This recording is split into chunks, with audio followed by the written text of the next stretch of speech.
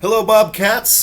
Today we are starting our lecture on prehistory, and this is a component of the Stone Ages that we have been discussing.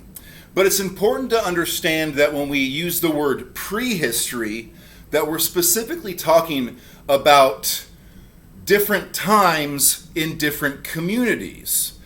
Based on some of the information we've learned throughout the week and from the videos that we watched, we know that agriculture and domestication of animals popped up in different parts of the world around the same time. The language component of this, at least written language, is going to be different in each community. For instance, in the Fertile Crescent, where we have Mesopotamia, where we'll be discussing this area in our ancient civilizations, they had writing well before some of the communities in the Americas, in the Western Hemisphere. Or they might have had writing before our ancient civilizations in China and India, okay? So writing pops up at different times.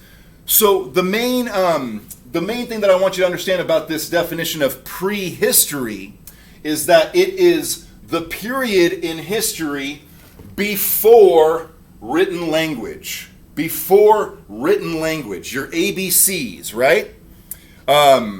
Or before recorded history, all right? Now, when societies develop writing systems, at first it's just kind of taking inventory. They're kind of saying, hey, we've got 5,000 bushels of barley or wheat or corn that we need to make sure that citizens A through Z get access to. Or it might just be who lives in that certain community. We have Joey that lives over in that corner. We have Susie that lives over in that corner. Early writing is actually quite boring. You don't really have these big stories or poetry or anything like that. It's really just meant to take records of where people are or where products are, like agricultural products. Okay? Now this word prehistory, this comes from two Latin roots, Prae, P-R-A-E,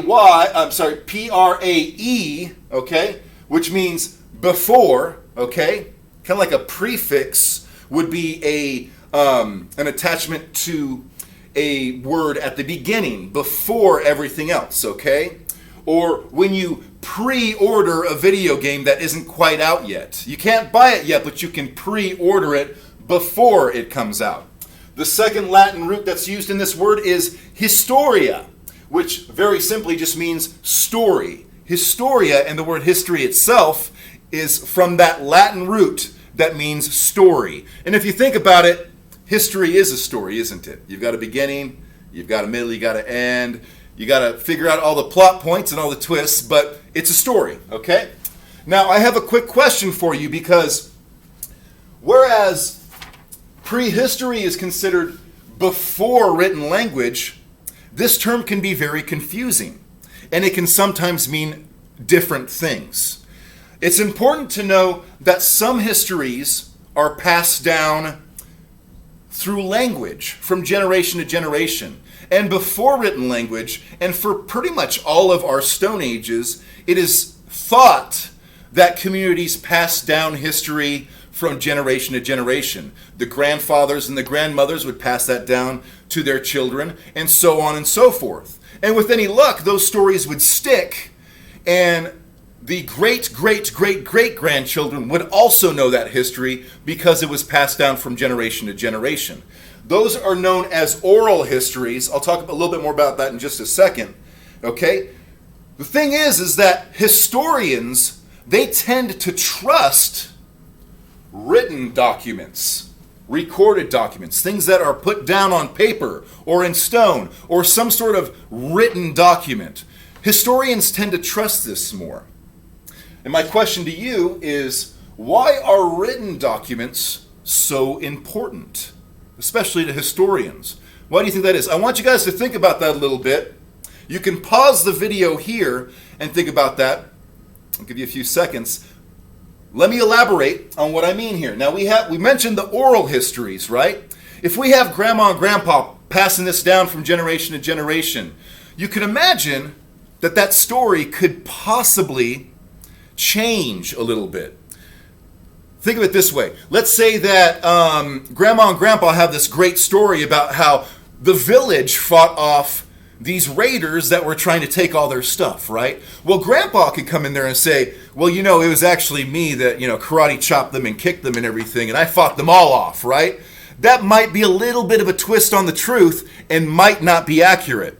We also want to consider if we have oral histories being passed down from generation to generation, it's very possible that the older members of those communities might be losing a little bit of their memory, or they might just not be remembering it correctly.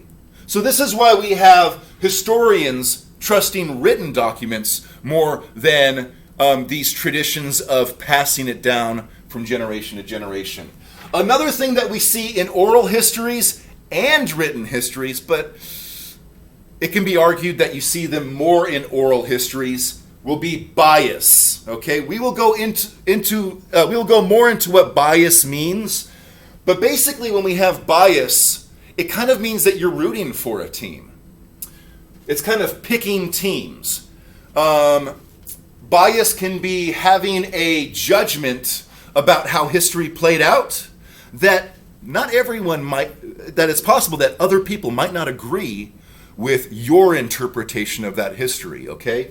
And unfortunately, in both written and oral histories, we sometimes have bias. And you have to sometimes figure that out.